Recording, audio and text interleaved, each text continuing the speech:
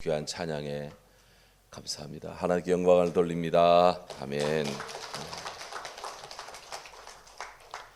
결혼 초부터 계속 아내에게 꽉 쥐인 것처럼 사는 한 친구에게 한 친구가 한심하다는 듯이 묻습니다.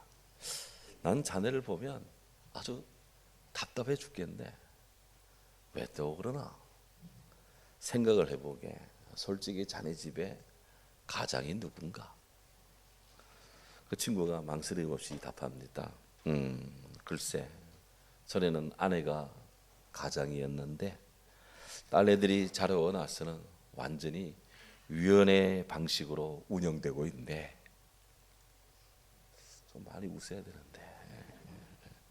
현대 가족사의 한 단면입니다. 분명한 것, 부부는 개정판이 아니라 합본이다 하는 겁니다. 예로부터 부부는 영원히 모를 손님이다, 그렇게 말했습니다. 같이 살면서도 다른 것이 부부래요. 부부는 막 그냥 딱 맞아 떨어질 수가 없습니다.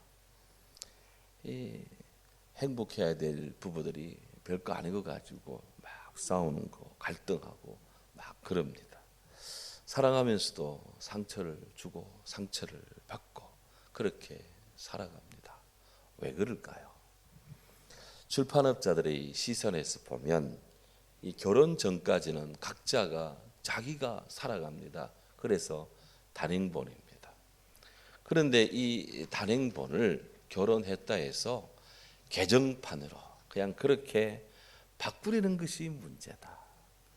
결혼은 개정판, 수정판이 아니라 합본으로 가는 것이다 하는 겁니다. 흔히 말해서 둘이 하나 되는 것이 결혼입니다. 하나님의 법칙입니다. 빅토르 위고라는 이 유명한 그런 소설가죠. 그분이 사회 명사인데 이렇게 말했습니다. 결혼이란 두 사람이 한 몸이 되고 한 남자와 한 여자가 한 천사로 융합하는 것, 그것은 곧 천국이다, 그렇게 말을 했습니다. 결혼의 의미를 극대화시켰죠. 성경적인 그 의미를 이렇게 제대로 파악을 한 겁니다. 베드로전서의 구성에서 보면 베드로 사도께서는 다양한 권고를 하고 있습니다. 우리가 계속 보아온 것처럼 먼저 그리스도인의 성결한 그런 삶과 관련해서 베드로는 성도의 성결한 삶에 대해서 1장에 권고를 합니다. 이어서 베드로는 형제 사랑을 권면합니다. 동시에 베드로는 그리스도인의 사회적 의무와 관련해서 국민으로서 올바른 위정자에게 국가의 어떤 그런 다른 그런 법에 그렇게 순복하라 권면합니다. 나아가 베드로는 종으로서 그들의 주인에게 순복하라 그렇게 촉구합니다. 그리고 오늘 이 본문에서 베드로 사도는 각 가정에서 부부간에 지켜야 될 바른 도리에 대해서 교훈하고 있습니다. 특히 오늘 본문을 보면 크게 두 파트로 나누어집니다. 1절에서부터 6절까지는 아내에 대한 권고고 7절은 남편에 대한 권고입니다. 설교를 준비하다 보니까 아내에 대한 이야기를 많이 해요. 이를 옆에 들어보던 제 아내가 왜 아내에 대한 이야기만 많이 하고 남편에 대한 이야기는 조금밖에 안 하냐고 그러더라고요. 그래서 제가 아니 성경에 7절에 6절이 아내에 대한 이야기고 마지막 7절이 남편에 대한 이야기라 너도 성경의 비유를 따라 그걸 했다. 그러면서 그렇게 해서 어제 일단 조정을 했습니다. 베드로가 살던 당시 초대교회 오늘날과 마찬가지로 여자 성도님들이 대다수였던 것 같아요. 이들 중 대부분은 남편이 아직 예수를 믿고 있지 않는 호시나 남편들은 여전히 로마의 전통 종교를 따르고 있는 이교도들이었습니다. 당시는 우리나라도 그랬지만 가부장적인 기풍이 굉장히 강했습니다. 따라서 당시 가족원들은 가정인 남편의 신앙을 따르는 것이 마땅하다는 그런 불편한 신념이 강력하게 지배하고 있었습니다. 여기에 대하여 교회를 잘 다니는 기독 여성도들은 하나님 한 분 외에는 다른 신을 섬기지 않습니다. 주피터가 비너스가 아무리 강하고 멋있다 해도 그들은 다 우상으로 여겨서 숭배하지를 않았습니다. 오직 예수님만을 섬겼습니다. 이 예수님을 모르는 남편들이, 아직 예수를 믿지 않는 남편들이 자기의 신앙과 사상과 또 문화와 전통과 상충이 되니 가정에 있는 연약한 아내에게 보이지 않게 박해를 핍박을 가하고 있는 거예요. 베드로는 이런 상황을 누구보다 잘 알고 있었습니다. 바로 이런 상황에서 베드로는 초대교회 기독 여성도들에게 사라를 본보기로 삼아서 주를 믿는 아내들에게 온유한 마음으로 남편들에게 순종하십시오.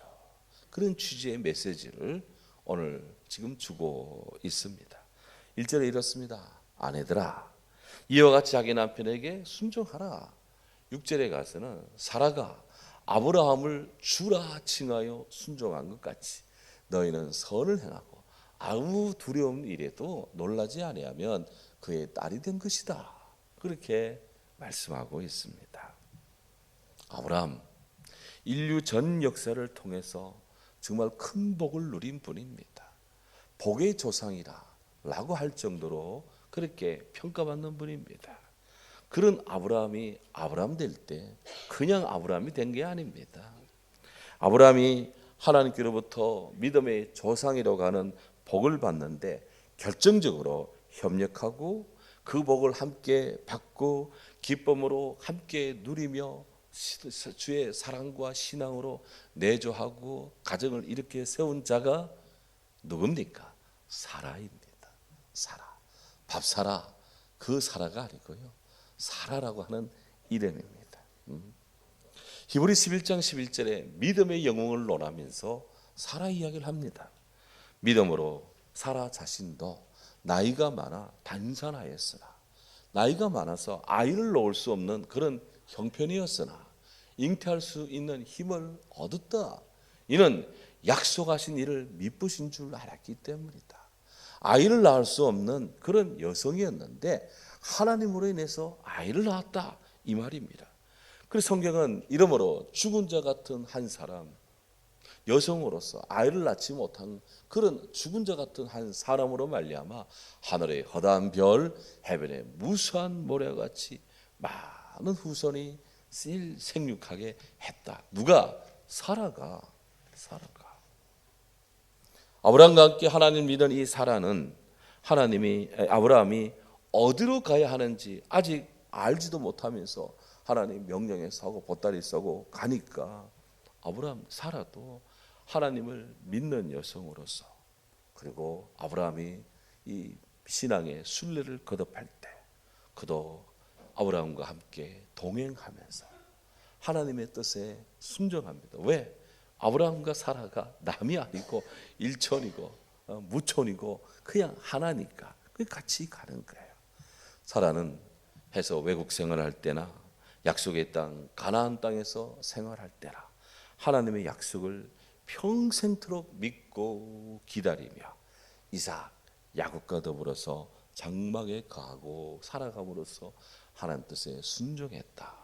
이것을 그렇게 성경이 평가하고 있습니다. 히브리 11장 11절에 이는 사라가 하나님이 계획하고 지으실 터가 있는 성읍을 바라보았기 때문이다. 성경은 아주 정밀하게 사라가 하나님 나라를 바라보는 신앙의 사람이었다. 그렇게 높이 그를 평가합니다. 사라는 요즘 말로 하면 순례자의 신앙을 아주 굳게 한 사람입니다. 사라는 인간적 불평과 낯섦으로 가득한 나그네 여정이었지만 그녀는 하나님이 계신 것을 믿었습니다. 하나님께서 자기를 찾는 자들에게 상 주신 이심을 믿었습니다. 하나님은 그런 사라를 축복했습니다. 이러므로 죽은 자와 같은 한 사람으로 말미암아 하늘의 허다한 별, 해변의 무수한 모래처럼 그렇게 많은 후손이 생육하였다. 긴 역사 속의 이스라엘, 오늘의 현대 이스라엘 마찬가지. 아브라함과 사라의 후손들이고, 오늘 우리는 주 안에서 성령의 은혜로 우리 영적인 아브라함과 사라의 후손들, 영적 아브라함의 자녀들이다 하는 거예요. 사라는 그리하여서 그 이름 그대로 열국의 어머니, 퀸, 왕비라서 그렇게 신앙 속에 자리매김합니다. 이처럼 순종하는 믿음은 위력이 있습니다. 한번 따라하시죠. 순종하는 믿음의 위력. 그렇습니다.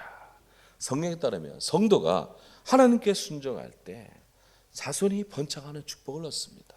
성도가 하나님께 순종하면 거룩한 주님의 백성이 됩니다. 하나님이 우리 아버지가 됩니다. 성도가 순종하면 하나님은 그를 모든 사람 위에 뛰어나게 하십니다. 성도가 순종하면 모든 소산을 풍부하게 하십니다.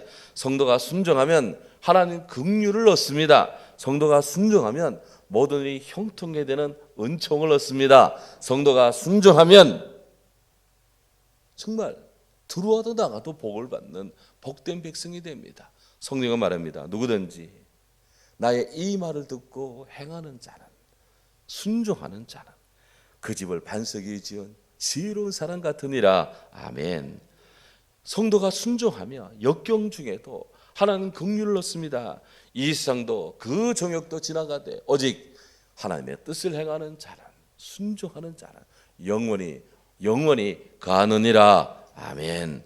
이렇게 우리가 순종하면 영생의 축복을 얻습니다. 성도의 순종은 자기에 대한 자기의 순종이 아닙니다.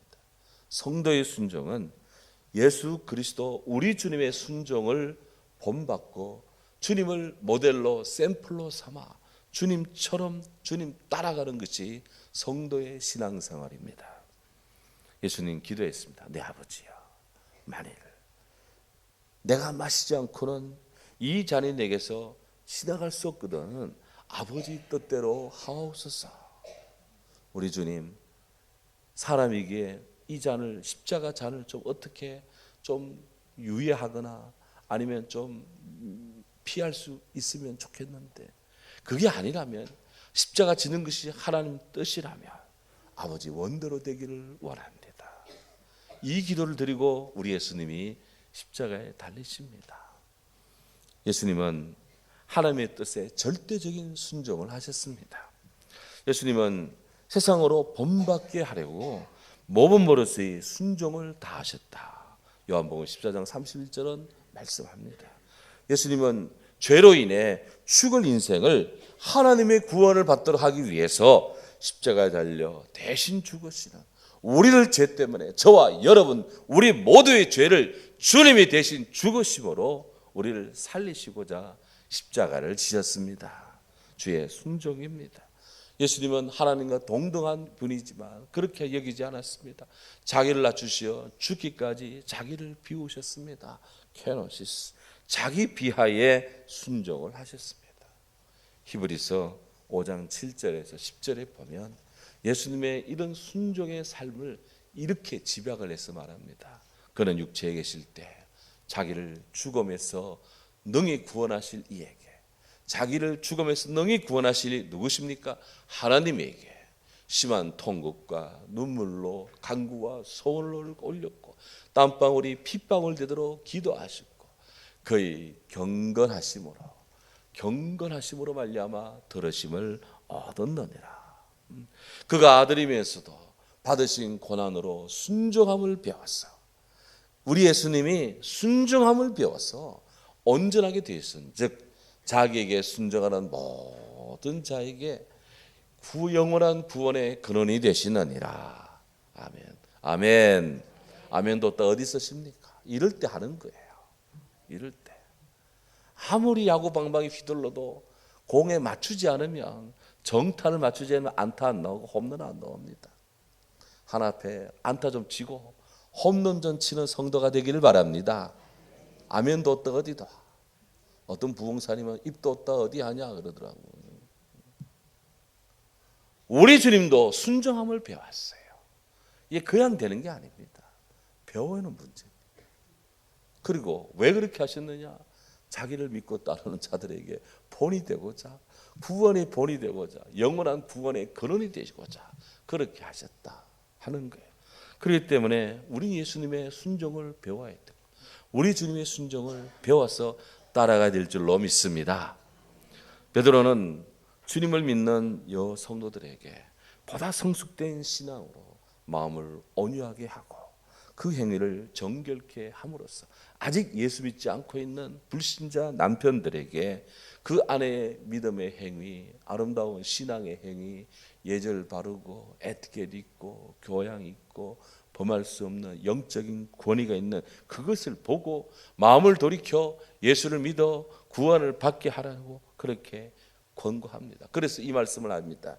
너희 단장은 머리를 꾸미고 금을 차고 아름다운 옷을 입는 외모로 하지 말고 오직 마음에 숨은 사람을 온유하고 안정한 심령에 썩지 아니할 것으로 그렇게 하십시오. 이는 하나님 앞에 값진 것입니다.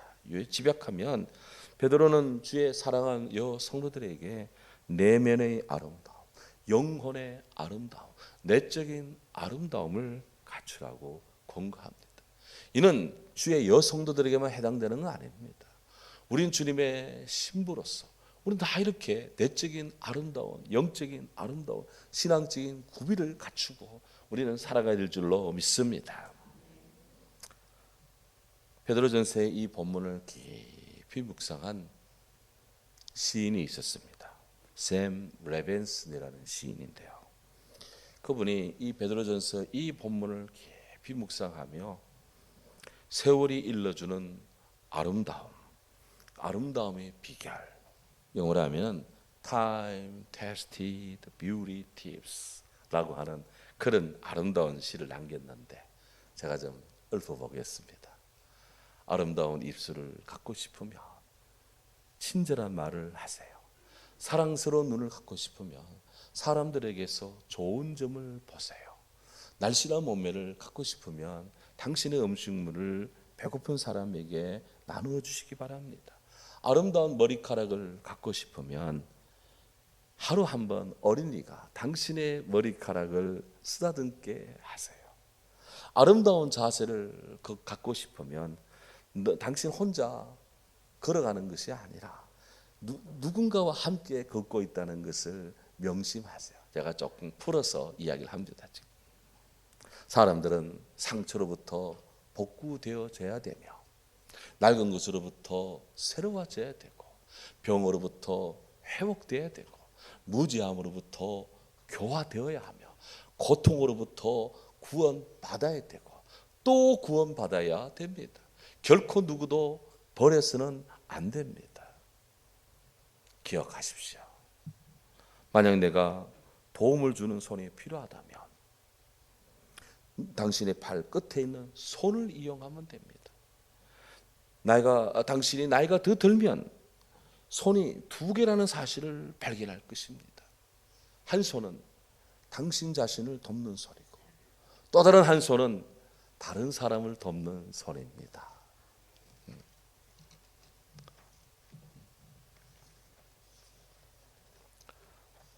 샘 레벤슨의 이 시는요, 영화배우 오드리 헵번이 그의 자녀들에게 유언으로 그렇게 전해준 것이라 해서 참 많은 사람들에게 이게 회자되고 읽혀지고 하는 겁니다. 베드로 사도가 강조한 크리스찬의 이 아름다움, 정결한 삶, 사랑의 삶, 나누는 삶, 예수 그리스도 안에서의 삶, 그것은 극도로 부패한 로마 사회의 일반적인 행태와는 비교가 되는 크리스찬 기독교 윤리의 절정입니다. 세상에 범할 수 없는 영적 신앙적 성숙의 극치입니다.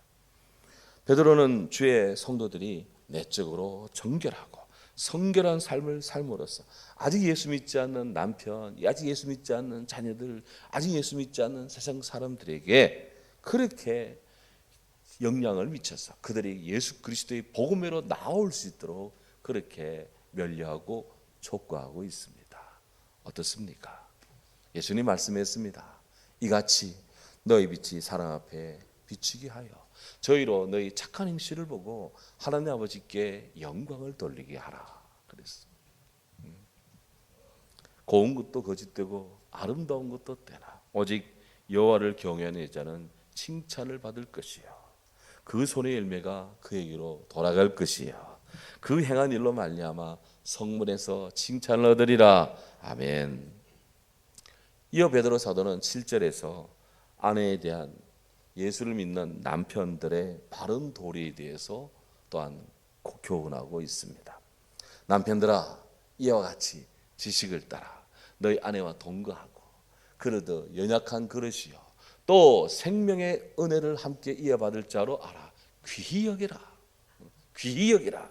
이는 너희 기도가 막히지 않게 하기 위함이다. 그렇게 말씀하고 있습니다.